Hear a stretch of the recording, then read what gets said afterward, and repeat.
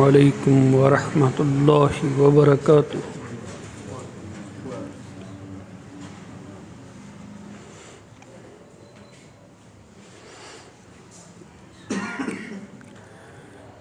ان الحمد للہ نحمده ونستعینه ونستغفره ونعوذ باللہ من شرور انفسنا ومن سیئات اعمالنا من يهده الله فلا مضل له ومن يضلل فلا هادي له وأشهد أن لا إله إلا الله وحده لا شريك له وأشهد أن محمدا عبده ورسوله اللهم صل على محمد وعلى آل محمد كما صليت على إبراهيم وعلى آل إبراهيم إنك حميد مجيد اللهم بارك على محمد وعلى آل محمد كما باركت على إبراهيم وعلى آل إبراهيم إنك حميد مجيد رب اشرح لي صدري ويسر لي أمري واحلل عقدة من لساني يفقهوا قولي رب زدني علما أما بعد فإن خير الحديث كتاب الله وخير الهدي هدي محمد صلى الله عليه وسلم وشر الأمور محدثاتها وكل محدثة بدعة وكل بدعة ضلالة وكل ضلالة في النار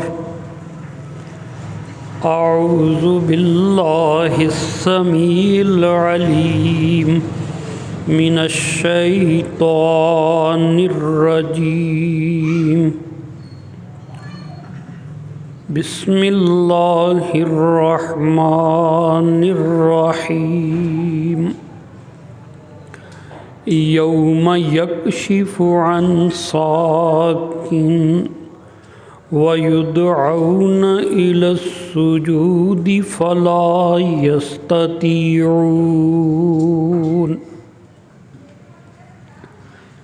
خاشعة أبصارهم ترهقهم ذلة وقد كانوا يدعون إلى السجود وهم سالمون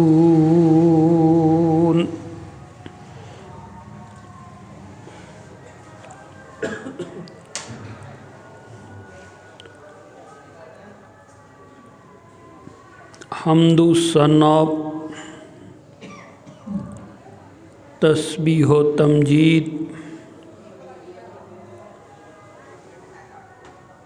اور اللہ کی کبریائی بیان کرنے کے مقدس اور پاکیزہ کلمات اللہ وحدہ لا شریک لہ کی ذات اقدس کی خدمت میں جو ہر عیب سے پاک ہے، جس کا ہر کام قابل تعریف ہے، جو لازوال ہے، جس کے قبضہ قدرت میں تمام اختیارات ہیں،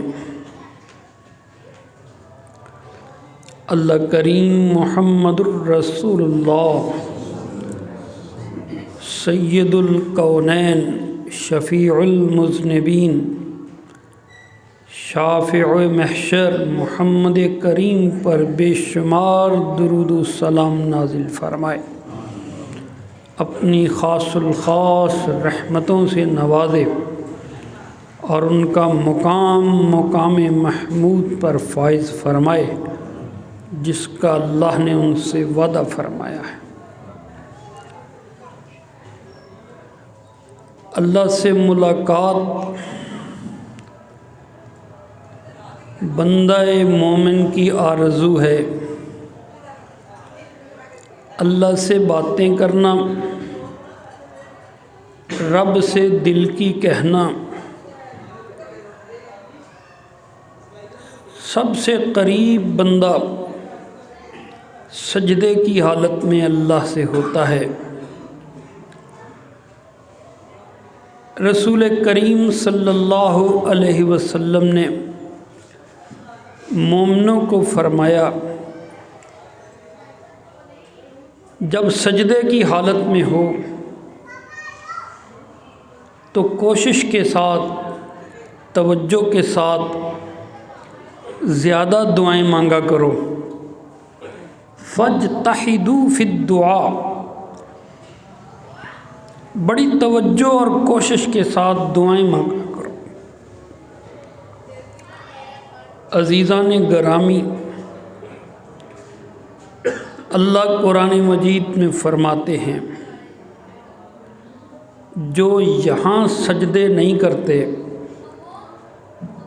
ان کو میدان محشر میں بھی سجدے کی توفیق نہیں دی جائے گی۔ سورۃ القلم آیت نمبر 42۔ اللہ فرماتے ہیں، میدان محشر ہوگا، اللہ میدان محشر میں اپنی جلالت کے ساتھ فرشتوں کے جلوہ میں جیسے اس کی شان کو لائق ہے جلوہ افروز ہوگا، اور اللہ کریم اپنی پنڈلی کو ننگا فرمائیں گے۔ ہر ایمان والا مرد، ہر ایمان والی عورت اللہ کے حضور سجدے میں گر پڑیں گے۔ جو لوگ کلمہ پڑھتے رہے، امتی کہلاتے رہے، وہ بھی کوشش کریں گے سجدہ کرنے کی، کوشش کے باوجود وہ سجدہ نہ کر پائیں گے، پھر ان کے چہروں کے اوپر ذلت طاری ہو جائے گی، خوف سے لرزنے لگ جائیں گے، اللہ کی طرف رحم بھری نظروں سے دیکھیں گے۔ جواب ملے گا، جو دنیا میں سجدہ کرتے رہے آج وہی سجدہ کریں گے، جو دنیا میں میرے حضور سجدے نہیں کرتے رہے آج حشر کے دن بھی ان کو اللہ کے آگے سجدہ کرنے کی اجازت نہیں ملے گی۔ سورۃ القلم ہے، یوم یکشف عن ساق ویدعون الی السجود فلا یستطیعون، جس دن اللہ کریم کی پنڈلی ننگی ہوگی جیسے اس کی شان کے لائق ہے، وَيُدْعَوْنَ إِلَى السُّجُودِ، اور پکارا جائے گا آؤ سجدہ کر لو، فَلَا يَسْتَطِيعُونَ، بہت سے لوگ سجدہ نہ کر سکیں گے۔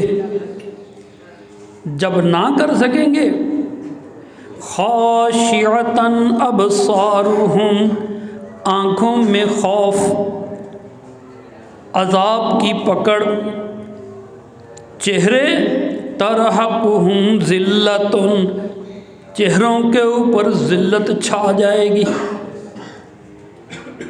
اور اللہ کی طرف سے جواب آئے گا وَقَانُوا قَدْ يُدْعَوْنَ إِلَى السُّجُودِ وَهُمْ صَالِمُونَ، دنیا میں اذانیں ہوتی رہی، نماز کی دعوت آتی رہی، تجھے کوئی عذر بھی نہیں تھا، صالمون، تندرست تھے، صحیح سلامت تھے، سارے دنیا کے کام کرتے تھے، ساری مجلسوں میں جاتے تھے، ساری خوشیاں مناتے تھے، سارے کاروبار کرتے تھے،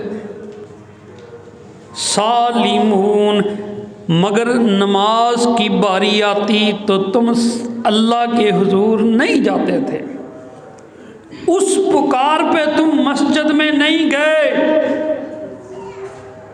اذان کی بات تم سجدے کے لیے اللہ کے حضور حاضر نہیں ہوئے۔ آج کے دن فلا یستطیعون، آج تم کو سجدے کی اجازت نہیں دی جائے گی، آج پھر تمہیں نہیں۔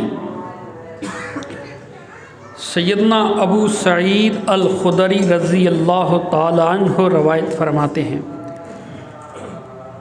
امام بخاری رحمۃ اللہ علیہ نے کتاب التفسیر میں اس آیت کریمہ کی تفسیر نقل فرمائی ہے رسول اللہ سے۔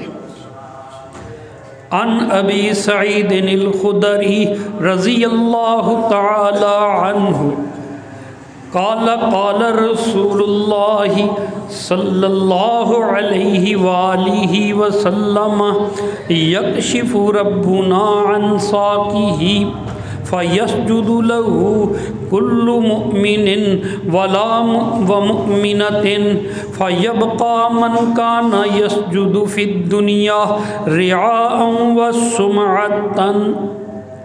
اللہ کے نبی صلی اللہ علیہ وآلہ وسلم فرماتے ہیں، اللہ حشر کے دن اپنی پنڈلی سے پردہ ہٹائیں گے، فَيَسْجُدُ لَهُ كُلُّ مُؤْمِنٍ وَمُؤْمِنَةٍ، ہر ایمان والا مرد سجدے میں گر جائے گا، ہر ایمان والی عورت سجدے میں گر جائے گی، فَيَبْقَى، وہ لوگ باقی رہ جائیں گے، یسجد، جو دنیا میں سجدہ کرتے رہے، رعاء وسمعۃ، دکھاوے کے لیے، شہرت کے لیے، جن کی نمازیں شہرت کی تھیں، جن کی نمازیں دکھاوے کی تھیں،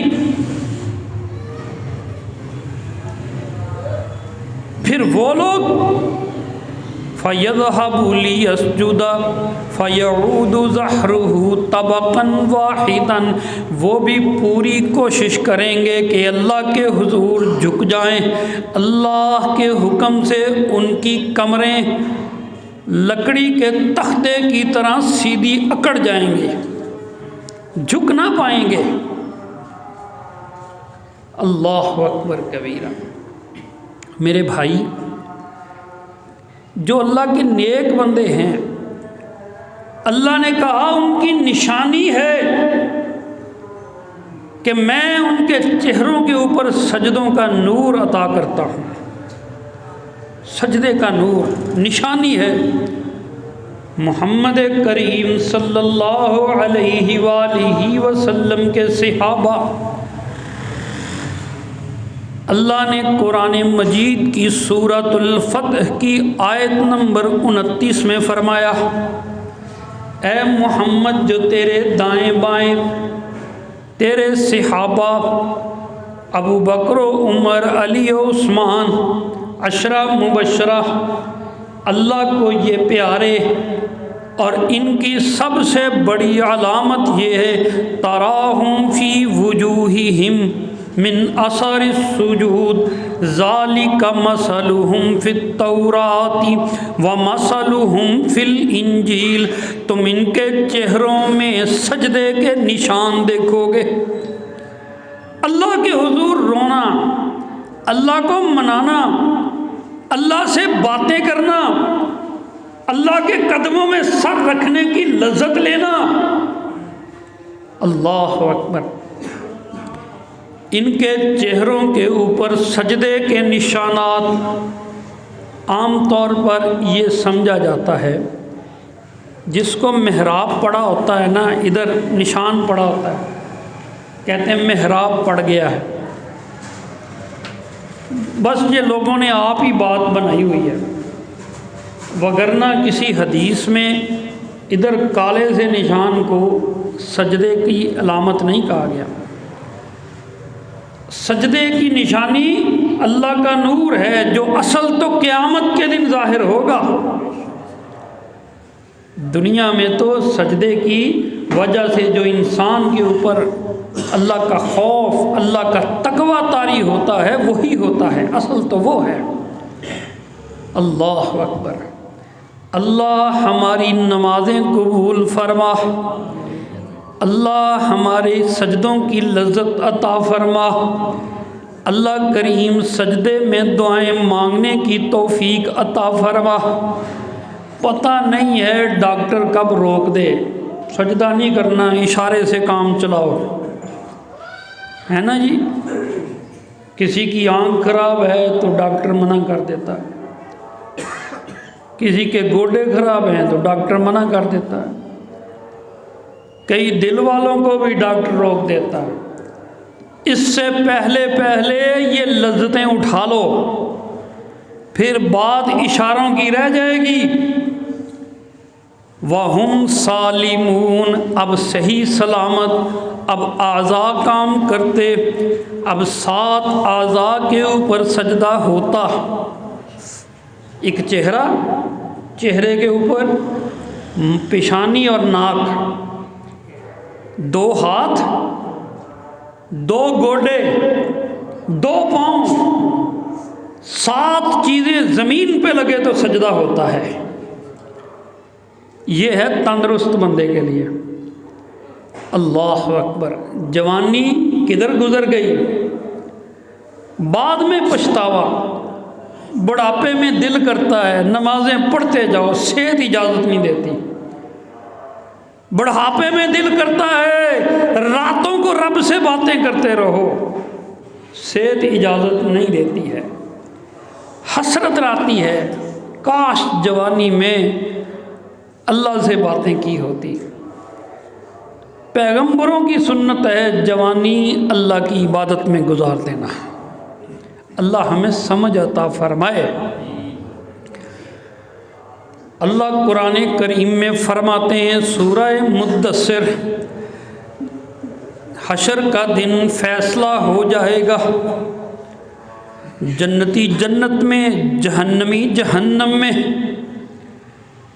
جنتی جنت میں موجیں کرتے ہیں، اللہ کی نعمتوں کے مزے لوٹتے ہیں، پھر یاد کریں گے اپنے دوستوں کو، بھائیوں کو، باپ کو، رشتہ داروں کو، جنت میں نظر نہیں آئیں گے۔ اللہ اجازت دے دے گا ذرا جہنم میں جھانک کے دیکھ لو، نظارے کر لو، تم بھی جہنم میں جلتے ہوئے، عذاب کو بھگتتے ہوئے، تکلیفوں سے چیختے ہوئے نظر آئیں گے۔ اللہ فرماتے ہیں قرآن مجید میں اللہ اصحاب الیمین فی جنات یتسالون عن المجرمین ما سلککم فی سقر قالوا لم نک من المصلین۔ جنتی لوگ جنتوں میں ہوں گے، یتساءلون عن المجرمین، اوپر سے جھانک جھانک کے مجرموں سے پوچھیں گے، اوپر سے جھانک کے پوچھیں گے مجرموں سے، ما سلککم فی سقر، تم کو اس جہنم میں کس نے پھینکا؟ ما سلککم فی سقر، جہنم میں کس جرم کی وجہ سے چلے گئے؟ قالوا لم نک من المصلین، وہ اپنا پہلا جرم یہ بتائیں گے ہم نمازیں نہیں پڑھتے تھے۔ اور بھی جرائم ہیں، سب سے بڑا جرم کیا ہے؟ نماز نہیں پڑھتے تھے۔ لم نک من المصلین، اللہ اکبر۔ ما سلککم فی سقر، سقر کیا ہے؟ بڑی عذاب کی جگہ ہے۔ بعض جگہ یہ بھی لکھا ہے کہ جہنم کے جو 7 طبقے ہیں، نچلے والے سے اوپر والا طبقہ جو چھٹا طبقہ ہے اس کا نام سقر ہے، تکلیفوں والی جگہ۔ قرآن مجید میں اس کا ذکر ہے کہ مجرموں کے ساتھ اس وادی میں کیا سلوک کیا جائے گا۔ اللہ احکام الحاکمین فرماتے ہیں، ایک بندہ تھا ولید بن مغیرہ، جنگ بدر میں قتل ہو گیا، بڑا اس نے ستایا رسول اللہ کو، مال و دولت بھی اس کے پاس، اولاد بھی اس کے، بچے بھی بہت تھے، ہر مخالفت میں آگے آگے ہوتا۔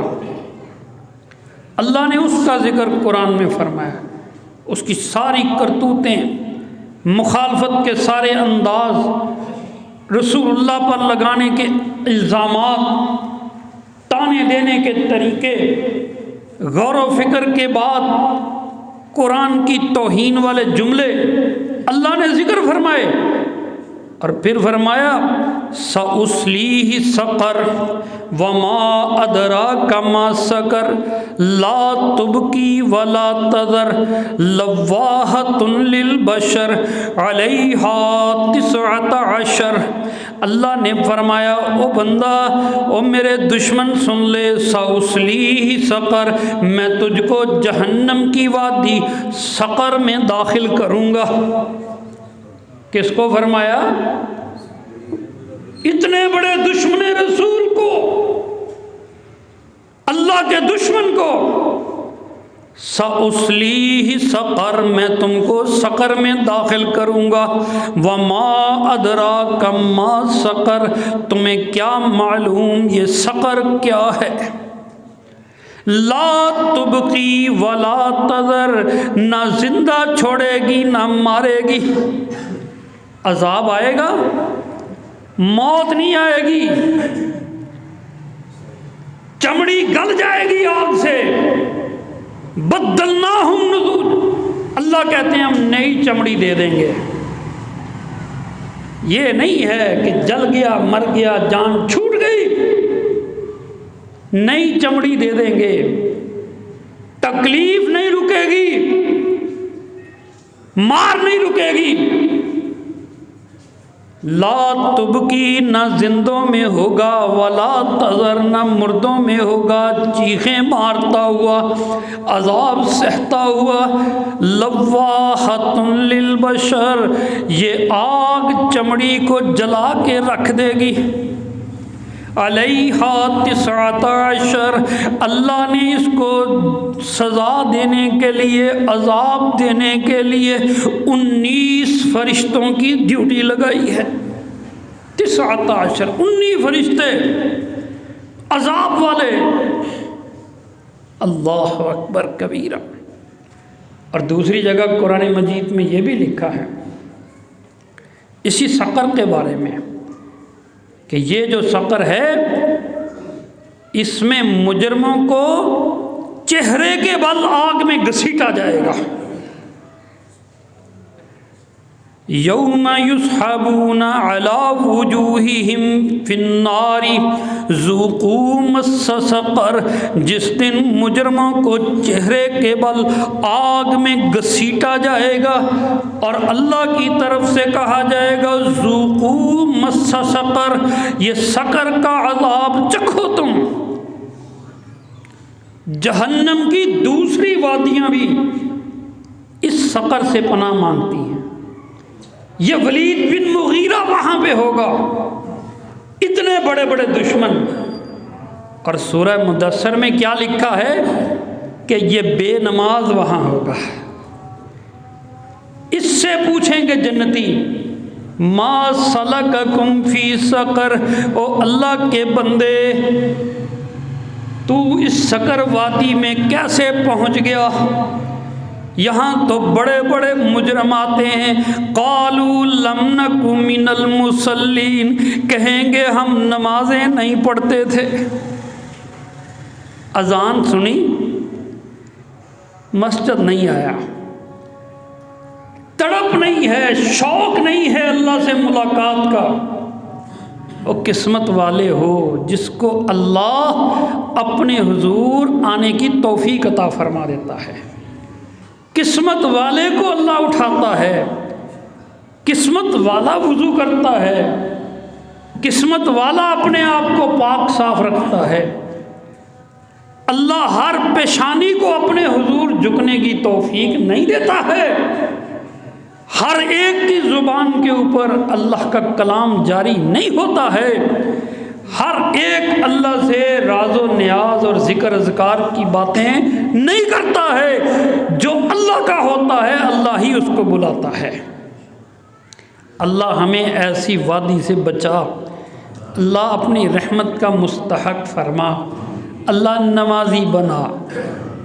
چلو میں آپ کو یہ بھی بتا دوں، جنت میں ساری نعمتیں ہوں گی، جو مانگو گا مل جائے گا، ساری لذتیں ہوں گی۔ کچھ لذتیں یاد کرو گے وقت گزر چکا ہوگا۔ اللہ اکبر، یہ سجدے ادھر ہی ہیں، جنت میں نمازیں نہیں ہیں۔ یہ روزے ادھر ہی ہیں، جنت میں نہیں ہے۔ یہ شہادت کی موتیں ادھر ہی ہیں، یہ لطف جنت میں نہیں ہے۔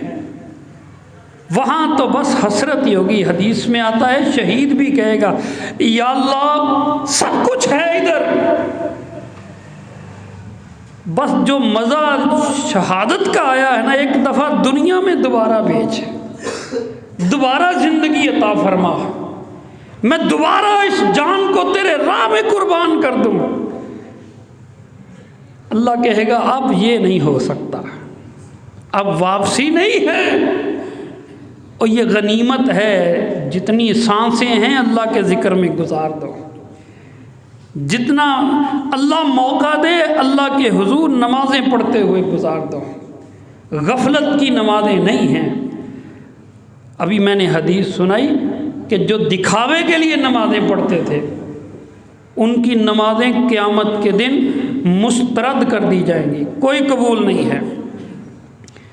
اللہ احکام الحاکمین قرآن مجید میں فرماتے ہیں نمازوں کے معاملے میں غفلت نہ کرو، وگرنہ تباہی کے ذمہ دار بن جاؤ گے۔ فویل للمصلین الذین هم عن صلاتهم ساہون الذین هم یراؤون، ایسے نمازیوں کے لیے تباہی ہے جو دکھاوے کی نمازیں پڑھتے ہیں۔ الذین هم یراؤون، دکھاوے کی نمازیں۔ غفلت اس کے دو مطلب ہیں۔ ایک مطلب تو یہ ہے کہ نماز کی پرواہ کوئی نہیں، اور دوسرا یہ ہے کہ اللہ کو خوش کرنے کی بجائے کسی کی نظروں میں نیک کہلانے کے لیے،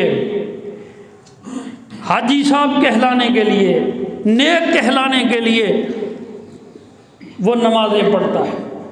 یہ دکھاوے کی نمازیں اللہ کو قبول نہیں ہیں۔ اللہ فرماتے ہیں چوکیداری کرو، کیا کرو؟ چوکیداری کرو۔ جس طرح اپنے گھر کے اوپر چوکیداری کرتے ہو، اپنی قیمتی چیزوں کے اوپر کرتے ہو، اسی طرح نمازوں کے اوپر بھی پہرا دو، ان کی بھی چوکیداری کرو، کوئی رہ نہ جائے۔ اللہ اکبر۔ سورۃ البقرہ آیت نمبر 239 اللہ فرماتے ہیں حافظوا علی الصلوات والصلاۃ الوسطی وقوموا للہ قانتین فَإِنْ خِفْتُمْ فَرِجَالًا أَوْ رُكْبَانًا فَإِذَا أَمِنْتُمْ فَاذْكُرُوا اللَّهَ كَمَا عَلَّمَكُمْ مَا لَمْ تَكُونُوا تَعْلَمُونَ۔ اللہ فرماتے ہیں حافظوا، حفاظت کرو، حافظوا، حفاظت کرو، علی الصلوات، اپنی نمازوں کی، والصلاۃ الوسطی، خاص طور پہ درمیانی نماز کی۔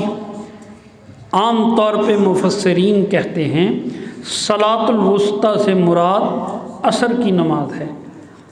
بندہ دنیا میں مصروف ہوتا ہے، کاروبار کا وقت ہوتا ہے، ایسے وقت میں بندے سے سستی ہو جاتی ہے، تو اس کا خاص طور پہ ذکر فرمایا گیا کہ اس کی خاص حفاظت، نمازوں کی حفاظت۔ اساتذہ کرام فرمایا کرتے تھے قرآن کا حافظ بننا آسان ہے، نماز کا حافظ بننا مشکل ہے۔ نماز کا حافظ بنو، اللہ اکبر۔ جب نماز کا بندہ حافظ بنتا ہے نا، پھر اس کو پتہ ہے نماز پڑھنے جانا ہے، کپڑے بھی پاک رکھنے ہیں، نظروں کی بھی حفاظت کرنی ہے، وضو کی بھی حفاظت کرنی ہے، کھانا پینا بھی پرہیز کے ساتھ ہے۔ اس کی زندگی کا انداز ہی بدل جاتا ہے۔ جو بندہ نمازوں کی حفاظت کرتا ہے اس کا دل مسجد میں لگ جاتا ہے، وہ وضو کی طرف توجہ دینے لگ جاتا ہے، وہ ایک نماز کے بعد دوسری نماز کے انتظار میں لگا رہتا ہے۔ اللہ اکبر۔ شیطان کو وہ ذلیل کرتا رہتا ہے، شیطان اس کے پیچھے لگا ہے اور وہ شیطان کی لکیریں نکلوا رہا ہے۔ اللہ اکبر۔ صحیح مسلم کی حدیث ہے، سیدنا ابو ہریرہ رضی اللہ تعالی عنہ روایت فرماتے ہیں نبی کریم صلی اللہ علیہ وآلہ وسلم کے ہمراہ عن ابی ہریرہ رضی اللہ تعالی عنہ قال قال رسول اللہ صلی اللہ علیہ وآلہ وسلم الا ادلکم علی ما یمحو اللہ بہ الخطایا ویرفع بہ الدرجات۔ اللہ کے نبی صلی اللہ علیہ وآلہ وسلم نے اپنے شاگردوں کو، صحابہ کرام کو فرمایا میرے صحابہ کیا میں تم کو اس بات کی خبر نہ دوں جو کرتے جاؤ گناہ مٹتے جائیں گے، درجے بلند ہوتے جائیں گے۔ یمحو اللہ بہن الخطایا، جن سے گناہ مٹتے جائیں گے، صفایا ہوتا جائے گا۔ وَيَرْفَعُ بِهِ الدَّرَجَاتِ، اور ایسا کرنے سے اللہ درجے بلند کرتا جائے گا۔ قالوا بلا یا رسول اللہ، صحابہ کرام کہنے لگے اللہ کے نبی ضرور بتلائیے۔ فرمایا 3 کام کر لو، 3 کام کر لو۔ پہلا کام اسباغ الوضوء علی المکارہ، پہلا کام دل نہ بھی کرے وضو صحیح کیا کرو۔ پانی ٹھنڈا ہے نا، نہیں دل کرتا چھونے کو بھی، یا گرمیوں میں گرم ہے، پھر بھی بندہ توجہ سے وضو کرے ہیں کہ جہاں جہاں پانی لگے گا وہ اعضاء قیامت کے دن اللہ کے دیے ہوئے نور سے چمکیں گے۔ اللہ اکبر۔ الحمدللہ آج کل تو مساجد میں بھی سہولتیں موجود ہیں، گھروں میں بھی سہولتیں موجود ہیں۔ ہم تو وہ وضو کر ہی نہیں سکتے جو صحابہ نے کر لیا۔ کر سکتا ہے کوئی، سارے ولی مل کے بھی نہیں کر سکتے۔ جب اللہ کے نبی کے ہاتھوں سے اللہ پانی کا چشمہ جاری فرماتے تھے اور صحابہ اس معجزے والے پانی سے وضو کر کے نمازیں پڑھتے تھے، وہ وضو کس نے کرنا ہے؟ اللہ اکبر، انہوں نے صحیح وضو کیے، اللہ ہمیں بھی ان کے ساتھ ملائے گا۔ ہم وہ تو نہیں، ان کے چاہنے والے ضرور ہیں۔ اسباغ الوضوء علی المکارہ، اللہ کے نبی نے فرمایا ناپسند ہونے کے باوجود بندہ توجہ سے صحیح وضو کرے، پہلی بات۔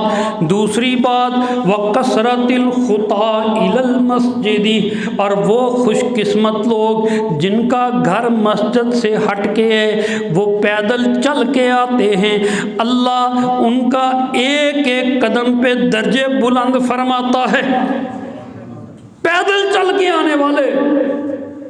دوسری بات وَإِنْتِظَارِ الصَّلَاةِ بَعْدَ الصَّلَاةِ، اور تیسری خوبی ایک نماز پڑھنے کے بعد اگلی نماز کے انتظار میں رہتے ہیں۔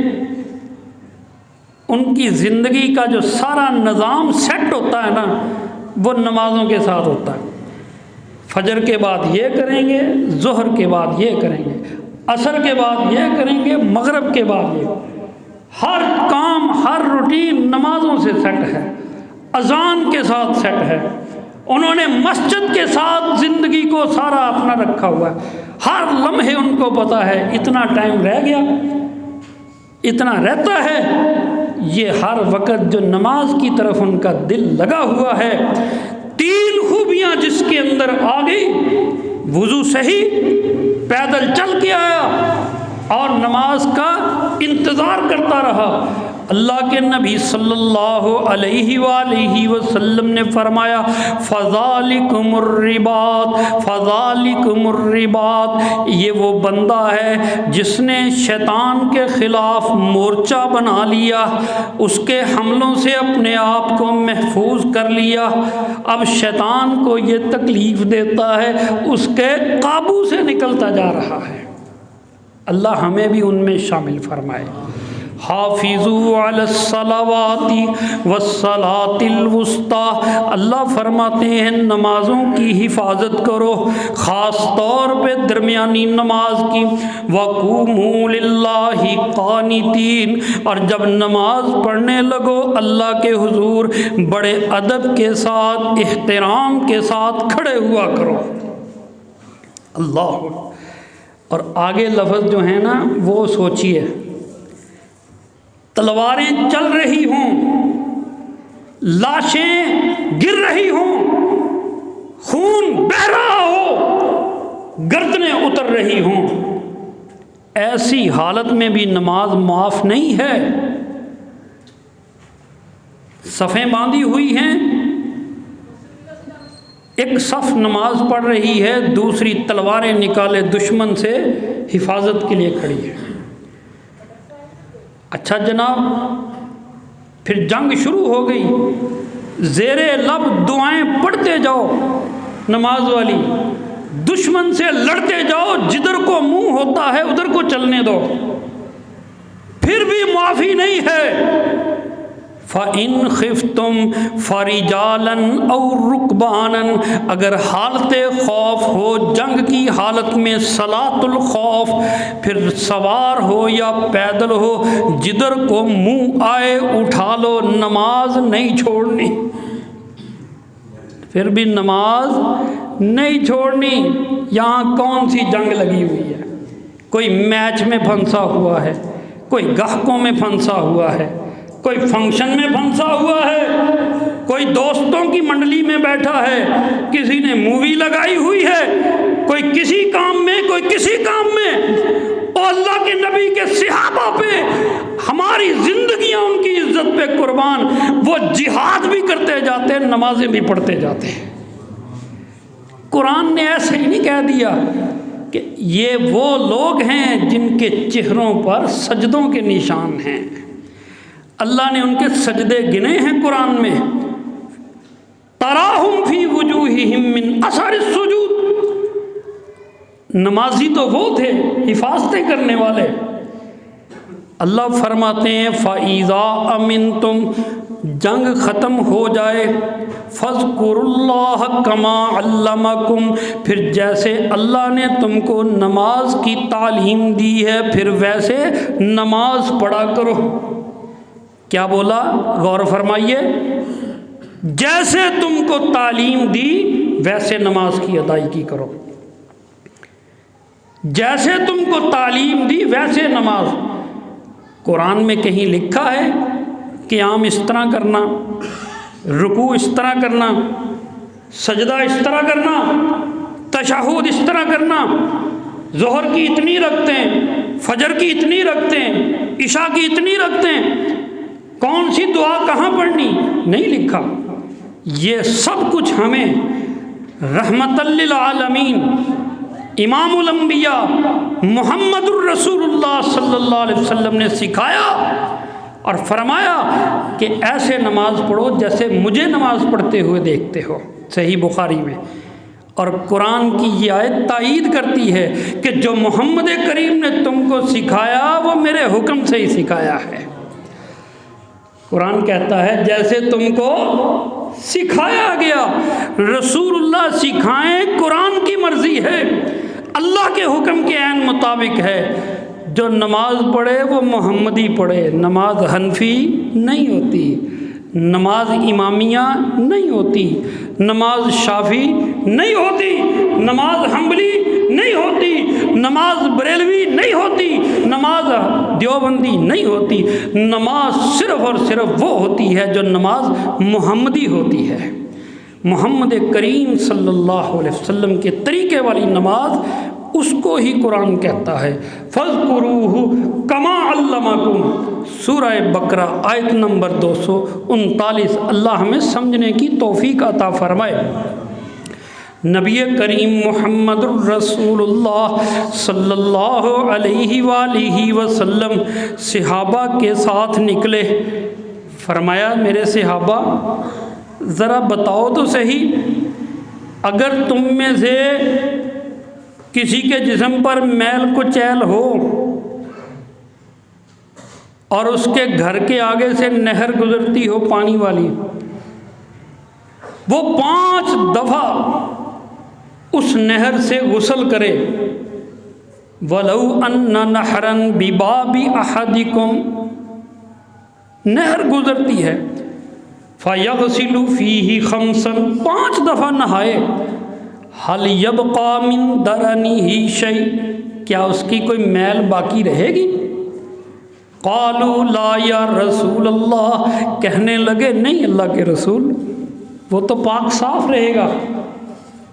قَالَ فَذَلِكَ مَثَلُ الصَّلَوَاتِ الْخَمْسِ، اللہ کے نبی نے فرمایا یہ 5 نمازوں کی مثال ہے۔ جب بندہ 5 نمازیں پڑھتا ہے اللہ اس کو میل کچیل سے، گناہوں کی میل سے پاک فرما دیتے ہیں۔ اللہ ہمیں ایسی ہی نمازیں پڑھنے کی توفیق عطا فرما جو ہماری میل کو دھو دے، ہمارے کردار کو پاک کر دے، ہماری نظروں کی حفاظت فرما دے، ہمارے رزق حلال کو ہمیں برکت والا رزق عطا فرما دے۔ اللہ ایسی نمازیں عطا فرما جو تیری جناب میں قبول ہو اور جو قیامت کے دن ہمارے نور کا باعث بنے، اور نبی کریم ان علامتوں کو دیکھ کے فرما دیں اللہ میرے امتی آئے ہیں۔ اللہ اکبر۔ تو میرے بھائی ایک گزارش اور بھی کرنی ہے،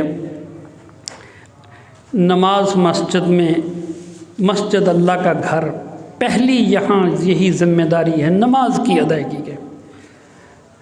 اللہ کریم نے توفیق عطا فرمائی، آپ سب بھائی مل کے مسجد کی دوبارہ تعمیر کر رہے ہو، اللہ قبول فرمائے۔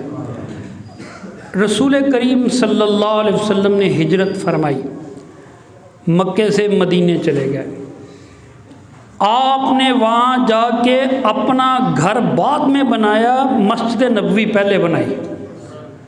اللہ اکبر، غور فرمائیے، اپنا گھر عائشہ، حفصہ، سودا سب کے حجرے بعد میں، پہلے مسجد نبوی بنائی۔ ہم نے ادھر نمازیں پڑھنی ہیں اور نہیں کسی نے پڑھنی، ہمارے اوپر فرض ہے، اس مسجد کا ہمارے اوپر حق ہے، اس کی تعمیر، یہاں سہولتیں، یہاں ضروریات جتنی بھی ہے وہ ہم ہی نے پوری کرنی ہے۔ مسجد نبوی کے لیے کبھی سفیر باہر نہیں گیا تھا چندہ مانگنے کے لیے، وہ لوگ انہوں نے اپنا آپ قربان کر کے وہ مسجد کی تعمیر کی۔ تو میرے بھائی، ہمارے گھروں میں ٹائلیں لگی ہیں، اے سی لگے ہیں، اللہ نے ساری سہولتیں دی ہیں، اور آپ کو پتہ ہی ہے کہ یہ آج کل کتنا مشکل ہے تعمیر کرنا۔ مسجد کی بنیادیں اٹھ رہی ہیں، اللہ نے اس کو مکمل کر دینا ہے انشاءاللہ۔ قسمت والے وہ ہیں جن کو اللہ نے یہ خدمت کا موقع دے دینا ہے، اور یہ صدقہ جاریہ ہے قیامت تک۔ لینٹر کا مرحلہ آ گیا، تیزی سے تعمیر جاری ہے۔ سریا، سیمنٹ، بجری، ریت اور بہت سی چیزوں کی ضرورت ہے۔ جو بھائی کوئی اپنے ذمے لینا چاہتا ہے، سیمنٹ کے بیگ یا کوئی سریا یا کوئی ریت یا جو بھی جس کو اللہ توفیق دیتا ہے، اللہ خلوص کو دیکھتا ہے، دلوں کے خلوص کو دیکھتا ہے، تو ضرور حصہ ڈالے۔ میرا بھی ایمان ہے اور آپ کا بھی ایمان ہے کہ یہ جو دیا ہوا ہے اللہ کے ہاں ضرور قبول ہوتا ہے، کسی کو خوش نہیں کرتے، اللہ کی رضا کے لیے۔ آخر دعوانا الحمدللہ۔